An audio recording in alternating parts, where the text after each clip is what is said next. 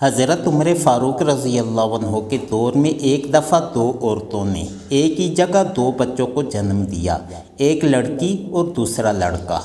اس کے بعد دونوں عورتوں کا آپس میں جھگڑا ہو گیا، اس بات پر کہ ایک عورت کہتی تھی لڑکا میرا ہے اور لڑکی تمہاری، دوسری کہتی نہیں لڑکا میرا ہے لڑکی تمہاری۔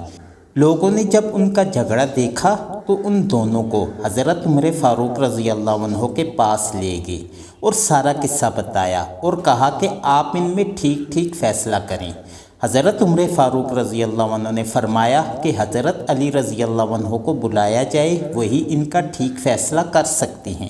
جب حضرت علی رضی اللہ عنہ آئے تو لوگوں نے سارا قصہ حضرت علی رضی اللہ عنہ کو بتایا تو حضرت علی رضی اللہ عنہ نے فرمایا ان دونوں عورتوں کو ایک ایک چھوٹا برتن دیا جائے اور انہیں کہا جائے کہ پردے میں جا کر اس برتن میں اپنا دودھ لے کر آئے۔ جب ان دونوں عورتوں نے دودھ لا کر دیا تو حضرت علی رضی اللہ عنہ نے فرمایا کہ ایک میزان لایا جائے۔ جب میزان لایا گیا تو حضرت علی رضی اللہ عنہ نے اس میزان پر دونوں عورتوں کا دودھ رکھ کر تولا تو ایک کا وزن کم تھا دوسرے کا زیادہ۔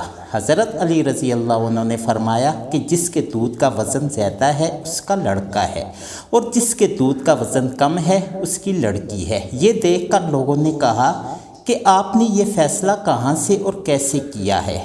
حضرت علی رضی اللہ عنہ نے فرمایا کہ قرآن سے۔ سب لوگ اپنے اپنے گھروں میں جا کر قرآن کھول کر دیکھنے لگ گئے کہ کہاں لکھا ہے دودھ والا قصہ۔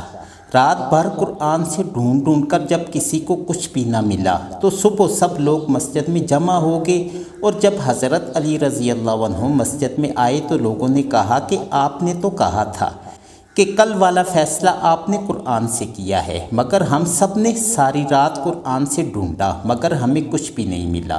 حضرت علی رضی اللہ عنہ نے فرمایا کہ کیا قرآن میں تم نے وہ آیت نہیں پڑھی کہ مردوں کا حصہ عورتوں سے 2 گنا ہوتا ہے؟ سب نے کہا ہاں یہ آیت تو ہے۔ حضرت علی رضی اللہ عنہ نے فرمایا کہ اسی آیت سے ہی تو میں نے وہ فیصلہ کیا تھا۔ سبحان اللہ۔ مجھے امید ہے کہ آپ کو یہ ویڈیو پسند آئی ہوگی۔ اگر آپ کو یہ ویڈیو پسند آئی ہو تو ویڈیو کو لائک کر کے جتنا ہو سکے اپنے دوستوں احباب وغیرہ سے شیئر کریں اور اس طرح کی مزید ویڈیوز کے لیے چینل کو سبسکرائب کر دیں۔ شکریہ۔ اب پھر کسی ویڈیو کے ساتھ آپ کی خدمت میں دوبارہ حاضر ہوں گا، تب تک کے لیے اللہ حافظ۔